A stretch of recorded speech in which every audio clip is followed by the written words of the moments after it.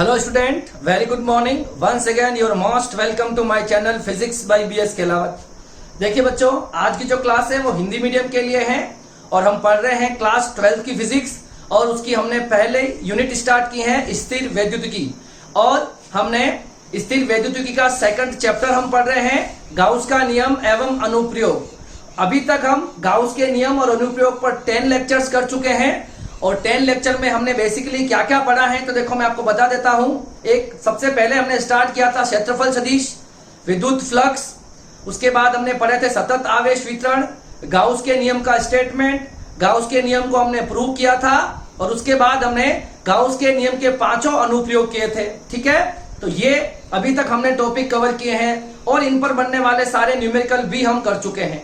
अब हमें क्या पढ़ना है तो इस चैप्टर नंबर 2 पर 2 या 3 टॉपिक और बच जाते हैं जिसे हम 2 क्लास में पूरा करेंगे और कुछ जो न्यूमेरिकल बच गए हैं उसको भी हम इन दोनों क्लास में पूरा करने वाले हैं। ठीक है, तो कुल मिला के इस चैप्टर 2 पर 2 क्लासेस और होगी जिसमें बचे हुए तीनों टॉपिक्स और इन पर बनने वाले कुछ न्यूमेरिकल्स होंगे वो आपको करवा दिए जाएंगे।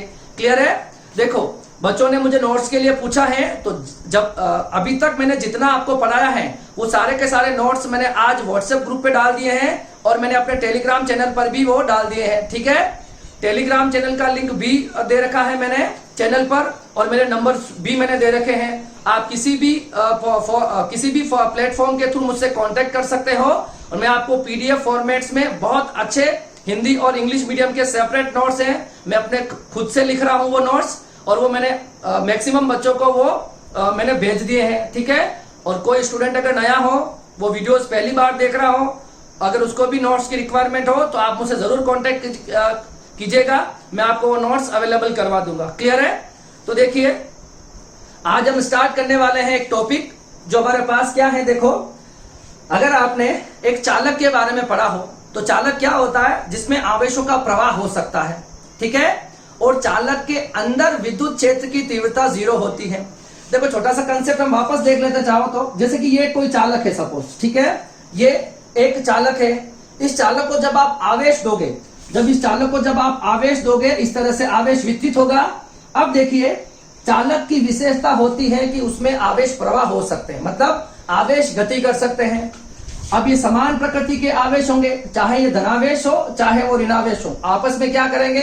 प्रतिकर्षित करेंगे और सारे आपस में प्रतिकर्षित करते हुए कुछ देर बाद कहां चले जाएंगे?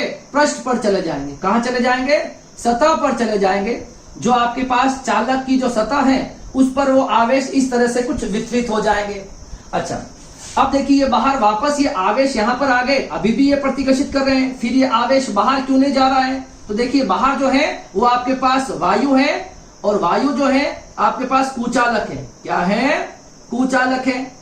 तो कुचालक के अंदर आवेश प्रवाह नहीं हो सकता, इसी वजह से ये आवेश जो होंगे वो इस चालक की सतह पर रहेंगे। क्लियर है? तो कुल मिला के चालक के अंदर आवेश कितना हो जाएगा? 0, और तो विद्युत क्षेत्र की तीव्रता भी कितनी हो जाएगी? 0 हो जाएगी। ठीक है, एक कंसेप्ट तो आपको ये ध्यान में रखना है। दूसरा कंसेप्ट अगर आपको याद होगा तो हमने गाउस के 2 अनुप्रयोग पढ़े थे, अनुप्रयोग नंबर 2 और अनुप्रयोग नंबर 3। आप जाके पिछले लेक्चर्स में देख सकते हो।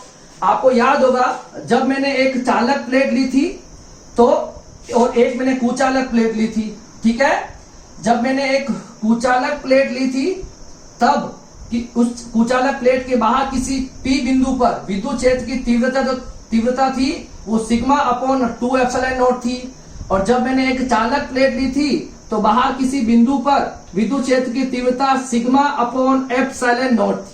ये दोनों बातें आपको याद में रहनी चाहिए। कुचालक के अंदर आवेश की सिर्फ एक परत बनेगी, अगर ये प्लेट बहुत पतली है तो आवेश की सिर्फ एक परत बनेगी जिसके कारण विद्युत क्षेत्र की तीव्रता सिग्मा अपॉन 2 एप्सिलॉन नॉट होगा, और जब चालक होगा तो उसके कारण 2 परतें बनेगी। ठीक है, 2 परतें बनेगी तो पहली परत के कारण सिग्मा अपॉन 2 एप्सिलॉन नॉट और दूसरी परत के कारण भी सिग्मा अपॉन 2 एप्सिलॉन नॉट, और दोनों को जब आप ऐड करोगे तो आंसर आ जाएगा sigma upon epsilon not. Clear है? ये कंसेप्ट मैंने आपको 2 प्लेटों का फॉर्मेट, समांतर 2 प्लेटें रखी थी और उससे मैंने आपको चालक की प्लेटों के बीच में और बाहर दोनों बिंदुओं पर विद्युत क्षेत्र की तीव्रता कितनी होती है वो मैंने आपको समझाया। क्लियर है? ये दोनों कंसेप्ट जो है वो आपको अब अच्छे से याद होने चाहिए। तो स्थिर वैद्युतिकी के अंदर किसी चालक के अंदर कुल आवेश कितना होता है? 0, और विद्युत क्षेत्र की तीव्रता भी कितनी हो जाएगी? 0। तो चालक में विद्युत आवेश कहाँ रहेंगे? तो चालक की सतह पर रहेंगे। इसी जगह अगर ये कुचालक होता तो कुचालक में आवेश कहाँ रहते हैं? देखो, अब कुचालक में इसके आयतन में भी आवेश जाएंगे और पृष्ठ पर भी रहेंगे। अब देखिए, आयतन में भी आवेश है और वो आपस में प्रतिकर्षित भी कर रहे हैं, मगर ये प्रतिकर्षित करते हुए भी ये दूर नहीं जा सकते, क्योंकि ये क्या है? कुचालक है, और कुचालक के अंदर क्या होता है? आवेश प्रवाह नहीं कर सकते। ठीक है, तो आपको याद में होगा हमने गाउस के लास्ट जो 2 अनुप्रयोग पढ़े थे, उसमें मैंने एक चालक गोला लिया था, एक मैंने कुचालक गोला लिया था। जब आपने चालक गोला लिया था तो बाहर सिर्फ आवेश जो थे वो उसके पृष्ठ पर थे, अंदर आवेश शून्य था। पर जब मैंने कुचालक लिया था तो कुचालक गोले के अंदर भी आवेश होते हैं और पृष्ठ पर भी होते हैं। क्लियर है? इन बातों को आपको ध्यान में रखना है। और आवेश वितरण जो होते हैं वो 3 प्रकार के होते हैं। रेखीय आवेश वितरण लैम्डा, पृष्ठीय आवेश वितरण सिग्मा, और आयतन आवेश वितरण जो होता है उसको रो से लिखते हैं। ठीक है, तो ये इस चैप्टर का बेसिक जो था मैंने आपको पूरा बता दिया है कि हमने अभी तक क्या क्या पढ़ा है, और ये कुछ कंसेप्ट मैंने आपको वापस रिवाइज करवा दिए हैं जो आपको आज के दोनों टॉपिक में थोड़े से यूज आने वाले हैं। क्लियर है? अब देखिए, अब हम स्टार्ट करते हैं आज का टॉपिक जो हमारे पास क्या है। देखो, तो आवेशित चालक सतह पर बल क्या है? आवेशित चालक सतह पर बल, इसका हमको एक्सप्रेशन निकालना है ना। तो कितना लगता है किसी चालक को जब आवेशित किया जाता है तो आवेश उसके सतह पर आ जाएगा। उस सतह पर आवेश के कारण जो बल लगता है वो कितना बल लगता है उसका हमको एक्सप्रेशन फाइंड आउट करना है। ठीक है, तो देखिए हम स्टार्ट करते हैं। देखिए, यहां पर सपोज ये एक चालक हो गया मान लो। ठीक है, इस चालक को जब आप आवेश दोगे तो आवेश कहां पर आ जाएगा? बताओ, पृष्ठ पर आ जाएगा। कहां पर आ जाएगा? पृष्ठ पर आ जाएगा। इस तरह से कुछ हो जाएगा। क्लियर है? अब देखिए, मैं क्या करता हूं, मैं 2 बिंदु लेता हूं। ठीक है, मैं यहां पर एक बिंदु लेता हूं P1 और यहां पर एक बिंदु लेता हूं P2। क्लियर है? इसमें किसी को कोई प्रॉब्लम नहीं होनी चाहिए। मैंने इस चालक के अंदर एक बिंदु लिया P2 और बाहर एक बिंदु लिया P1। ठीक है, इन दोनों बिंदुओं पर हमें कंसेप्ट यूज करना है। ठीक है, अब आपको पता होगा, देखिए, किसी चालक के बाहर विद्युत क्षेत्र की तीव्रता जो होती है, मैंने अभी आपको बताया था, चालक प्लेट ली थी, उसके कारण किसी भी दूरी r पर, देखो वो r पर तो निर्भर करेगा नहीं, तो किसी भी दूरी पर, यहां से कुछ भी दूरी हो सकती है, इस बिंदु P1 पर जो विद्युत क्षेत्र की तीव्रता होगी that is sigma upon epsilon not होती है। ठीक है, चालक के कारण किसी भी बिंदु बाहर किसी बिंदु P पर विद्युत क्षेत्र की तीव्रता कितनी होती है? Sigma upon epsilon not. ये आपके पास गाउस के नियम का 3rd अनुप्रयोग है। ठीक है, चालक प्लेट वाला। अच्छा, अंदर कितना हो जाएगा? तो आपको पता है अंदर विद्युत क्षेत्र की तीव्रता जो हो जाएगी, अंदर जो विद्युत क्षेत्र की तीव्रता हो जाएगी, यहां पर हो जाएगी विद्युत क्षेत्र की तीव्रता 0, क्योंकि चालक के अंदर विद्युत क्षेत्र कितना होता है? 0 होता है, और यह हो जाएगी सिग्मा अपॉन एप्सिलॉन नॉट। ठीक है, इस P2 बिंदु पर। क्लियर है? दोनों कंसेप्ट अभी तक हम थोड़ी सी थ्योरी लिखेंगे, उसके बाद हम इसका एक्सप्रेशन को आगे पढ़ेंगे। तो देखिए क्या है, माना किसी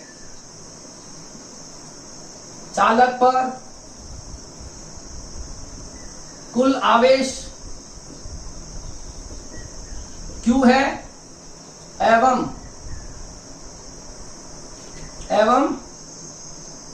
पृष्ठीय आवेश घनत्व सिग्मा है। ठीक है, मतलब ये चालक है, इस पर आपने कुल कितना आवेश दिया है? Q आवेश दिया है, और पृष्ठीय आवेश घनत्व कितना है? सिग्मा है। अब देखिए, चालक के अंदर एवं बाहर दो बिंदुओं P1 एवं P2 पर विचार करते हैं। ठीक है, हमने 2 बिंदु ले लिए P1 P2, और इस पर हम देखते हैं कि विद्युत क्षेत्र की तीव्रता कितनी होगी। ठीक है, तो देखिए P1 पर विद्युत क्षेत्र की तीव्रता आपको पता है कि किसी चालक के बाहर विद्युत क्षेत्र की तीव्रता जो होती है वो कितनी होती है, मतलब इलेक्ट्रिक फील्ड या विद्युत क्षेत्र P1 बिंदु पर कितना आ जाएगा, सिग्मा अपॉन एप्सिलॉन नॉट, और P2 पर विद्युत क्षेत्र की तीव्रता, विद्युत क्षेत्र की तीव्रता कितनी हो जाएगी, वो 0 होती है। चालक के अंदर विद्युत क्षेत्र की तीव्रता कितनी होती है, 0 होती है। ठीक है, ये दो नॉर्मल से हमारे पास इक्वेशन हमको मिल गए, जो हमने अभी तक काम किया है उससे हमारे पास ये रिजल्ट आ गए। ठीक है, अब क्या करते हैं, देखो आपको क्या करना है, देखो अब हमको जो एक्सप्रेशन निकालना है वो क्या है, आवेशित चालक सतह पर बल। इसका क्या मतलब है, देखो ये सतह पर सारे आवेश आ जाएंगे। अब देखो ये प्लस इस प्लस को रिपेल करेगा इधर, ये प्लस इसको इधर करेगा, ये प्लस इसको इधर करेगा, कुल मिला के इस सतह पर जितने भी आवेश हैं एक दूसरे पर बल लगाएंगे बाहर की ओर। बस आपको उस बल की गणना करनी है। यही तो है हमारे पास टॉपिक, आवेशित चालक सतह पर बल। ये सारे प्लस एक दूसरे को प्रतिकर्षित करेंगे, जिसके कारण चालक की सतह पर बाहर की ओर एक बल लगेगा, और उस बल की ही मुझे क्या करनी है, गणना करनी है, कैलकुलेशन करनी है। तो पहले हम क्या करेंगे, इस चालक की सतह के लिए हम क्या करेंगे, इस चालक सतह पर एक अल्पांश लेंगे और एक बचा हुआ भाग बना देंगे। मतलब देखिए हम क्या करते हैं, इस चालक में क्या करेंगे, यहां पर हमने एक अल्पांश ले लिया, सपोज क्या ले लिया, अल्पांश ले लिया A और B, और इसको ले लेंगे। एक तो आपके पास अल्पांश AB हो जाएगा, एक आपके पास बचा हुआ हिस्सा हो जाएगा ACB। ठीक है, इस चालक को मैंने दो पार्ट में डिवाइड कर दिया है, एक जो हो जाएगा अल्पांश AB और एक इस चालक का बचा हुआ भाग ACB हो जाएगा। क्लियर है, तो देखिए माना चालक को दो भागों में विभक्त करते हैं। चालक को हमने कितने भागों में विभक्त कर दिया, दो भागों में। ठीक है, पहला हो जाएगा आपके पास अल्पांश AB और दूसरा हमारे पास हो जाएगा, दूसरा हमारे पास कितना हो जाएगा, ACB, बचा हुआ भाग, बचा हुआ भाग, चालक का बचा हुआ भाग कितना हो जाएगा, AC और B। ठीक है, अब देखिए अल्पांश AB के कारण, देखना सुनना, इस अल्पांश AB पर जो आवेश ले लूंगा मैं मान लेता हूं इस पर एक अल्पांश है तो इस पर dq आवेश है। कुल आवेश कितना है, तो कुल आवेश हमारे पास q है, और पृष्ठीय आवेश घनत्व कितना है, सिग्मा हो जाएगा। ठीक है, तो अल्पांश AB के कारण जो विद्युत क्षेत्र बनेगा उसको मैं E1 नाम दे दूंगा, और ACB के कारण जो विद्युत क्षेत्र बनेगा उसको E2 नाम दे दूंगा। मतलब इस अल्पांश पर आवेश है तो इसके कारण भी एक विद्युत क्षेत्र होगा, उसको हम E1 नाम दे देंगे, और ACB जो विद्युत क्षेत्र बनाएगा उसको E2 नाम दे देंगे। ठीक है, अब देखिए मेन कंसेप्ट अब यहां से स्टार्ट करते हैं। अब देखिए इस P2 बिंदु पर पहले आइए। ठीक है, P1 है ना, सॉरी ये आपका पास P1 है और ये P2 है। ठीक है, P1 ओके। अब देखिए इस P1 बिंदु पर देखिए AB पर विद्युत क्षेत्र है तो इस पर धनावेश है ना, तो विद्युत क्षेत्र क्या होगा, बाहर की ओर, इसकी दिशा ऐसी होगी ना। इस AB के कारण जो विद्युत क्षेत्र बन रहा है वो E1 बन रहा है, और इस E1 की दिशा किधर हो जाएगी, बताओ, इधर हो जाएगी E1, यस और नो। अब ये बचा हुआ हिस्सा ACB जो है इस पर भी धनावेश है, और इस P1 बिंदु पर जाके देखो इसके कारण भी विद्युत क्षेत्र कैसे जाएगा, इधर जाएगा, तो E2 की भी कैसा हो जाएगी दिशा, इधर हो जाएगी। फाइन, तो P1 बिंदु पर AB के कारण विद्युत क्षेत्र की तीव्रता E1 इधर, और ACB के कारण भी E2 भी उधर। मतलब चालक के बाहर विद्युत क्षेत्र की दिशा जो होगी वो, उसकी दिशा जो होगी वो एक समान हो जाएगी E1 और E2 की। ठीक है, अब देखिए चालक के अंदर विचार कीजिए, ये AB जो है, इस AB के कारण इस बिंदु पर P2 पर विद्युत क्षेत्र की तीव्रता कैसे होगी, बताओ। AB ऐसा है ना, प्लस आवेश है, इस पर विद्युत क्षेत्र की तीव्रता हो जाएगी इधर, ये हो जाएगा आपके पास E1, यस और नो। और जो बचा हुआ ACB हिस्सा है उसके कारण विद्युत क्षेत्र की तीव्रता किधर हो जाएगी, E2 हो जाएगी आपकी इधर। ठीक है, ऐसे ही होगा ना, AB के कारण विद्युत क्षेत्र की तीव्रता बाहर की ओर और ACB के कारण भी बाहर की ओर, तो दोनों की दिशा विपरीत हो जाएगी। क्लियर है, E1 और E2 की दिशा है। तो देखिए चालक के बाहर P1 पर विद्युत क्षेत्र की तीव्रता, चालक के बाहर देखो तो EP1 कितना आ जाएगा, दोनों की समान दिशा है, तो E1 E2 इक्वेशन नंबर 3। अब देखिए चालक के अंदर P2 पर विद्युत क्षेत्र की तीव्रता, ठीक है। देखिए EP2 निकालोगे तो EP2 कितना हो जाएगा, दोनों की दिशाएं विपरीत है, तो E1 minus E2 equation number 4। Clear है, ये दो समीकरण बना लिए, उन दोनों में दिशा एक समान है तो दोनों को जोड़ लिया, और P2 बिंदु पर दिशाएं विपरीत है जिसको मैंने माइनस कर लिया। अब देखिए समीकरण नंबर 4 से, है ना, समीकरण 4 से, 4 एवं समीकरण 4 एवं 2 से, समीकरण 4 ये रहा हमारे पास और समीकरण 2 ये रहा, ठीक है। समीकरण 4 क्या है, EP2 बराबर E1 माइनस E2, और EP2 की वैल्यू देखो कितनी है हमारे पास, 0।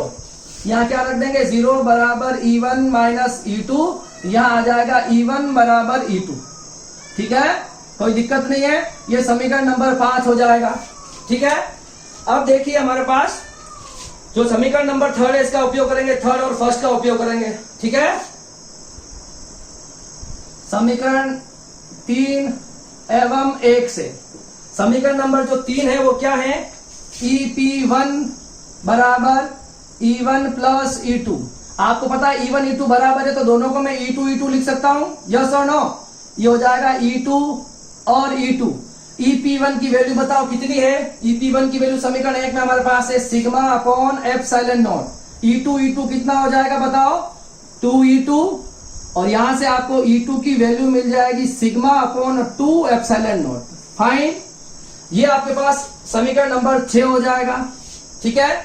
कुछ भी नहीं किया मैंने, बिल्कुल इजी तरीके से मैंने E1 और E2 की वैल्यू निकाली है। अब देखिए इस AB अल्पांश पर देखो, पहले हम अल्पांश पर लगने वाला बल निकाल लेंगे और फिर हम कुल बल निकाल लेंगे। पहले हम अल्पांश पर बल निकालना चाहते हैं, तो देखो अल्पांश पर कितना विद्युत क्षेत्र, देखो E1 की दिशा ये रही, E1 E2 की दिशा, तो अल्पांश पर जो विद्युत क्षेत्र है वो कितना हो गया, E2 हो गया। तो देखो माना अल्पांश AB, माना अल्पांश AB पर कुल आवेश dq है, कितना है, dq है, तो AB पर लगने वाला बल, तो AB पर लगने वाला बल कितना हो जाएगा, एक अल्पांश आवेश के कारण, अल्पांश पर एक स्मॉल आवेश है dq, उसके कारण जो बल लगेगा वो हो जाएगा dF, ठीक है, ठीक है। बल कितना होता है, F बराबर QE, तो इस पर जो F बराबर QE कितना होता है, यही होता है ना, F बराबर QE, तो बल लग रहा है dF, आवेश हो गया हमारे पास dq, और विद्युत क्षेत्र की तीव्रता कितनी हो जाएगी इस पर, E2, अल्पांश पर कितनी हो जाएगी, E2। F equal to QE होता है नहीं होता है, तो F हो जाएगा आपके पास अल्पांश dF, अल्पांश आवेश dq, और विद्युत क्षेत्र की तीव्रता हो जाएगी E2, ठीक है। ये इक्वेशन नंबर आ जाएगी हमारे पास 7। क्या आ गया, ये हमारे पास इक्वेशन नंबर 7 आ गई। अब देखिए हमको क्या करना है, आपके पास E2 की वैल्यू भी है और आपके पास dq की वैल्यू भी होती है। देखो इस पर पृष्ठीय आवेश वितरण सिग्मा बराबर क्या हो जाएगा, dq अपॉन ds, ठीक है, ds इसका पृष्ठीय क्षेत्रफल हो जाएगा, तो dq कितना हो जाएगा, सिग्मा इंटू ds, कितना हो जाएगा, सिग्मा इंटू ds, यस और नो। अच्छा, तो हम क्या करेंगे, समीकरण 7 में देखो, समीकरण 7 से समीकरण 7 क्या कह रहा है देखो, तो यहां पर dF इक्वल टू dq की वैल्यू कितनी है, सिग्मा इंटू ds, और E2 की वैल्यू कितनी है हमारे पास, सिग्मा अपॉन 2 एप्सिलॉन नॉट, यही है। तो dF कितना आ जाएगा, 1 upon 2 epsilon not sigma square into ds, यही आएगा हमारे पास। अब देखिए ये भी आपके पास आंसर हो जाएगा, ये भी हमारे पास आंसर हो जाएगा, ठीक है। अल्पांश पर लगने वाला बल क्या हो जाएगा, इस अल्पांश AB पर लगने वाला बल।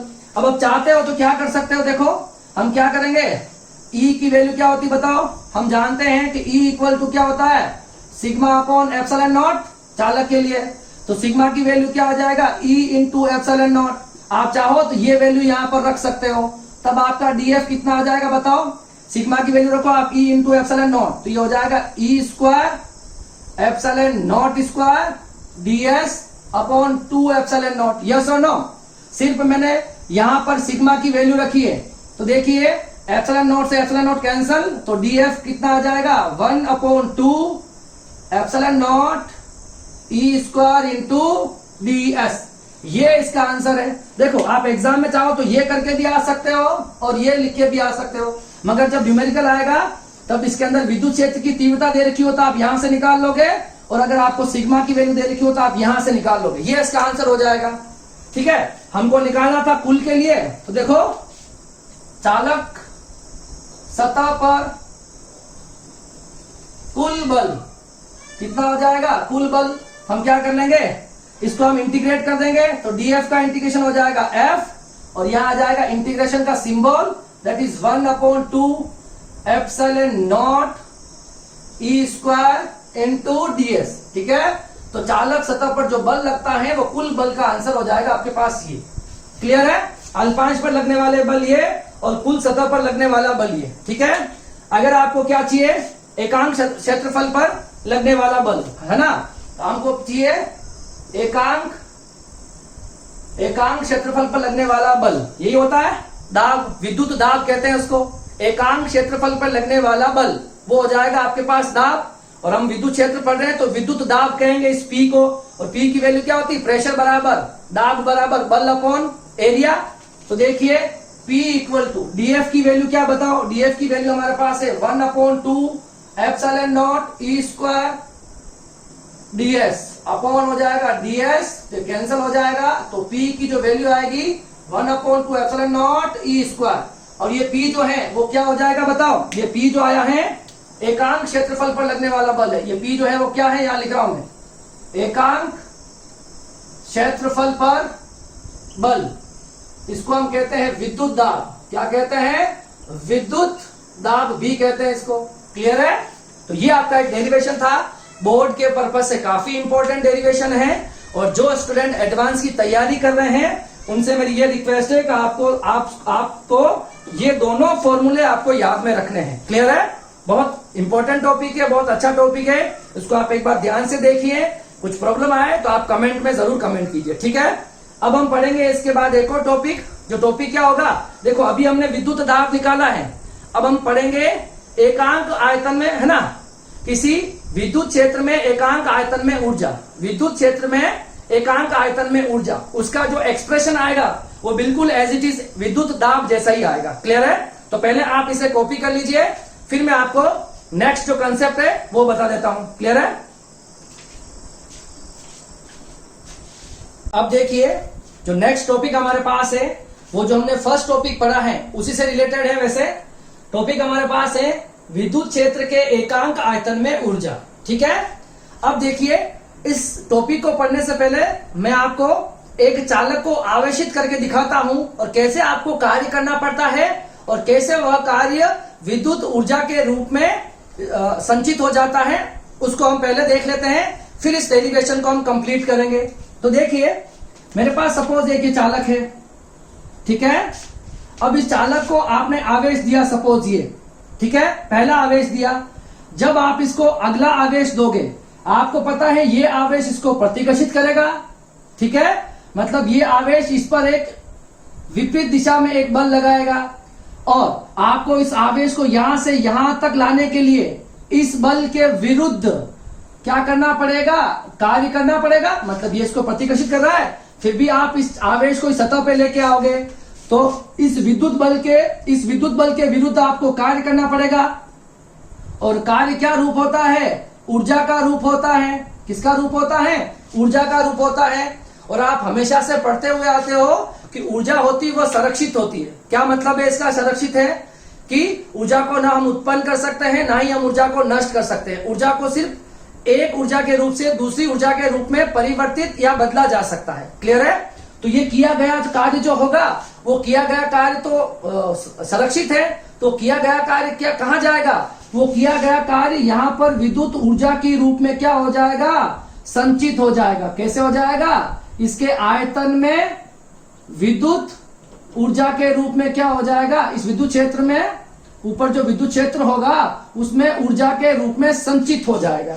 और आपको ज्ञात यही करना है कि एकांक आयतन में ऊर्जा। कंसेप्ट समझ में आ रहा है आपको। एक बात आप ध्यान रखोगे कि कि इसके पृष्ठ पर आवेश वितरित होंगे। चालक होगा ना, तो चालक के पृष्ठ पर जैसे जैसे आप आवेश की मात्राएं बढ़ाओगे तो आपको आवेश की मात्रा बढ़ाने के लिए उस बल के विरुद्ध एक कार्य करना पड़ेगा, और वो किया गया कार्य विद्युत ऊर्जा के रूप में उसके पृष्ठ के ऊपर, है ना, उसके पृष्ठीय आयतन पर ऊर्जा के रूप में संचित हो जाएगा, और आपको उस ऊर्जा का, वो संचित ऊर्जा का डेरिवेशन कैलकुलेट करना है या उसका एक्सप्रेशन फाइंड आउट करना है। कंसेप्ट समझ में आ रहा ना? ठीक है, तो देखिए अब हम स्टार्ट करते हैं।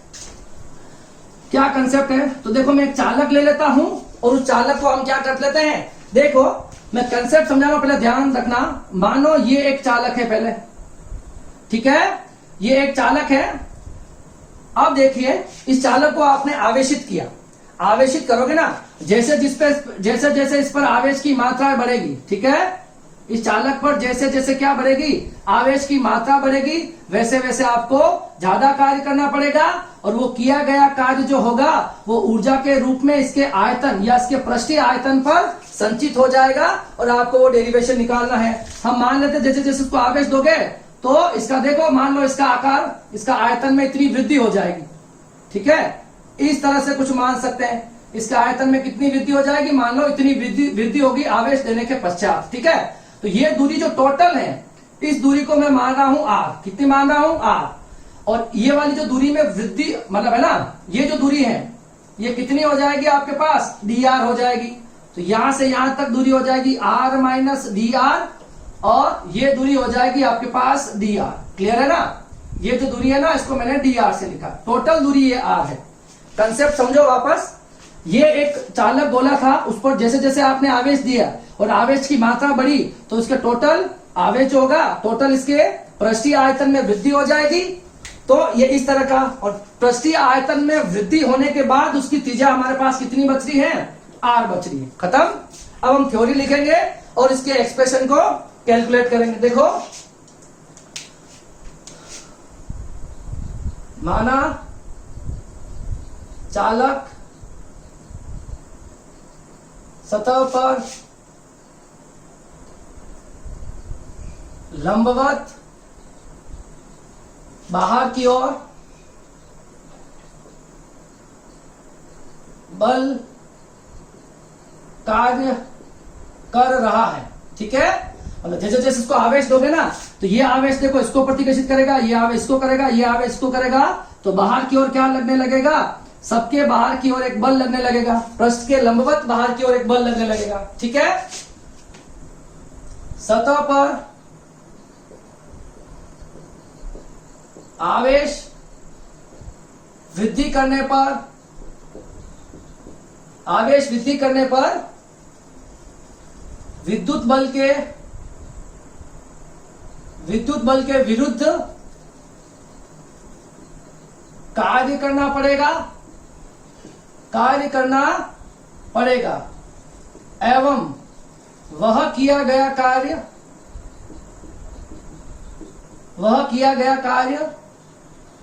विद्युत क्षेत्र में ऊर्जा के रूप में संचित हो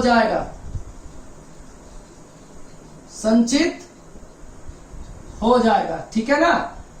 मतलब जैसे जैसे आप आवेश की मात्रा में वृद्धि करोगे ना, तो आपको विद्युत बल के विरुद्ध कार्य करना पड़ेगा, और वो किया गया कार्य क्या हो जाएगा, ऊर्जा के रूप में संचित हो जाएगा, और आपको वही ज्ञात करना है, एकांक विद्युत क्षेत्र के एकांक आयतन में ऊर्जा, ठीक है। माना चालक की त्रिज्या आर, आवेश Q एवं पृष्ठीय आवेश घनत्व सिग्मा है, आपको पता है ना, चालक के अंदर तो आवेश शून्य होता है, इस पर टोटल आवेश कितना हो जाएगा बताओ, Q, पृष्ठीय आवेश घनत्व कितना हो जाएगा, सिग्मा। क्लियर है। और इसका जो आयतन होगा उसको हम ले लेंगे V से, सपोज इस गोले का कुल आयतन जो होगा उसको हम V से डिनोट कर रहे हैं, पृष्ठीय आयतन को। क्लियर है, तो यह सिग्मा हो जाएगा। अब देखिए हम क्या करेंगे, हमको पता है चालक की सतह के बाहर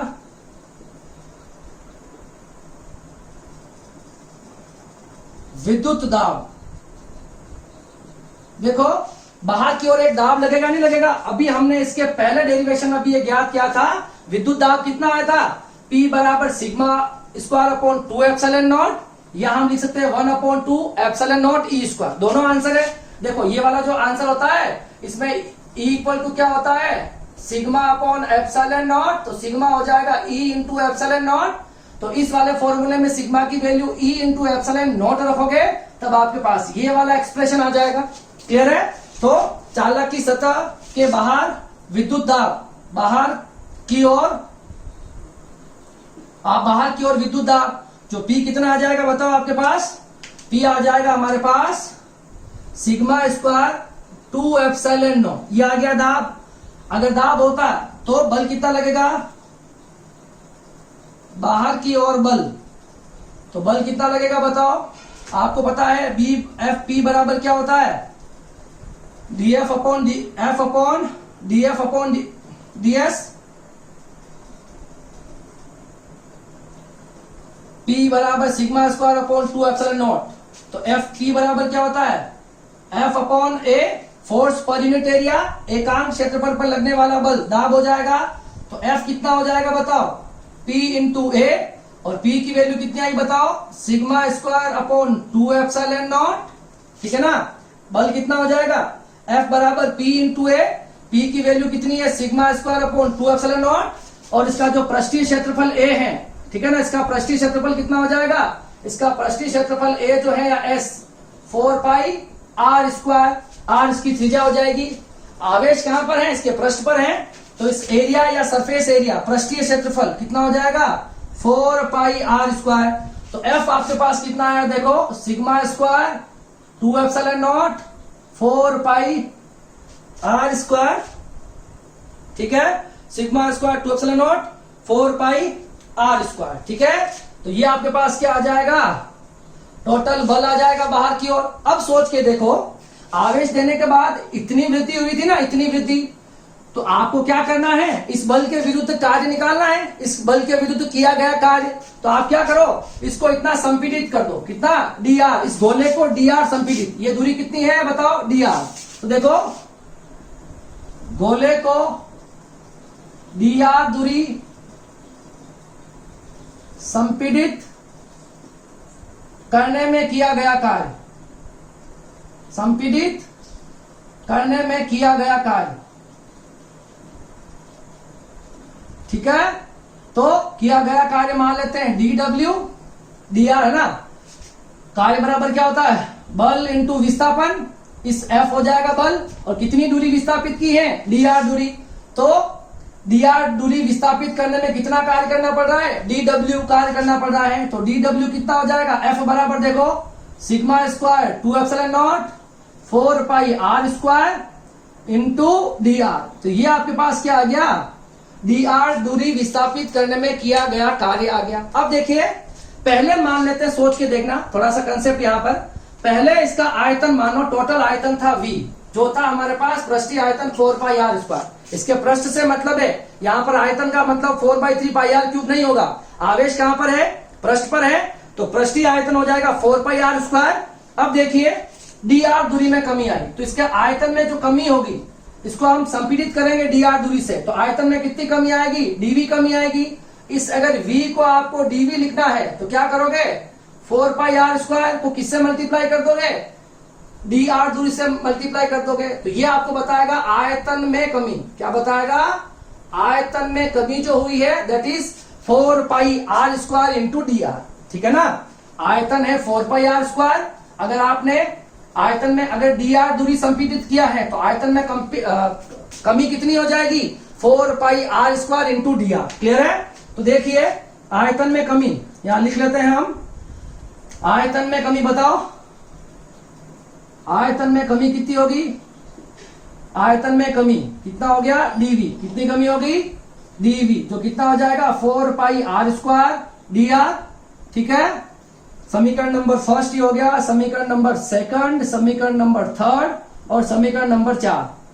4 का मान 3 में रखने पर, ठीक है, 3 में रखने पर देखो 4 pi R square D R को क्या लिख सकते हैं, D V, 4 pi R square D R को डीवी लिख सकते हैं। तो डीवी के डी डब्ल्यू क्या हो जाएगा, सिग्मा स्क्वायर 2 एप्सिलॉन नॉट, और ये हो जाएगा आपके पास डीवी, ठीक है। तो ये आ जाएगा आपके पास किया गया कार्य, क्या आ जाएगा, मतलब डी आर दूरी विस्थापित करने में किया गया कार्य जो होगा वो sigma square upon 2 epsilon naught into D V हो जाएगा, ठीक है। अच्छा, आपको ये हो जाएगा इक्वेशन नंबर 5, ठीक है। अब आपको निकालना है कुल कार्य, क्या निकालना है, कुल कार्य निकालना है। तो कैसे निकालोगे बताओ, डी डब्ल्यू की वैल्यू क्या रख दोगे, या फिर आप चाहो तो यहां पर क्या कर दोगे, E इक्वल टू क्या होता है बताओ, E equal to sigma upon epsilon naught होता है। तो E सिग्मा को क्या रख दोगे, E इंटू एप्सिलॉन नॉट रख दोगे। तो इसका एक फॉर्मूला और आ जाएगा, ये वैल्यू यहां पर रखोगे ना, तो देखो सिग्मा की वैल्यू रखोगे E इंटू एप्सिलॉन नॉट, ये हो जाएगा E square epsilon naught square D V 2 epsilon naught.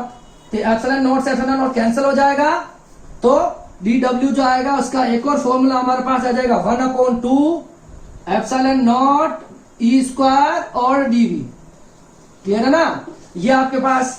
तो ये 5th और 6th इक्वेशन जो आई है वो दोनों सेम है, ये भी आपके पास किया गया कार्य है और ये भी किया गया कार्य आ गया है, ठीक है।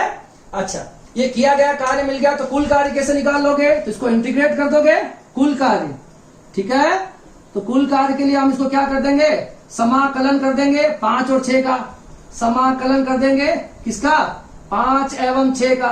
तो कुल किया गया कार्य आ जाएगा W, और या इसको लिख सकते हो sigma square upon 2 epsilon naught D W, sorry D V, या इसको लिख सकते हो 1/2 एप्सिलॉन नॉट ई स्क्वायर और डीवी। ये आपके पास क्या आ जाएंगे, किया गया कार्य आ जाएगा, ठीक है। और किया गया कार्य जो होगा वही क्या हो जाएगा, ऊर्जा के रूप में संचित हो जाएगा, ठीक है। तो मुझे थोड़ी सी ये थ्योरी को रब करना पड़ेगा, आप इसको यहां से कॉपी कर लो, उसके बाद मैं आगे कंटिन्यू करता हूं। स्क्रीनशॉट ले लो इसका, ठीक है। अब देखिए किया गया कार्य जो है W, किया गया कार्य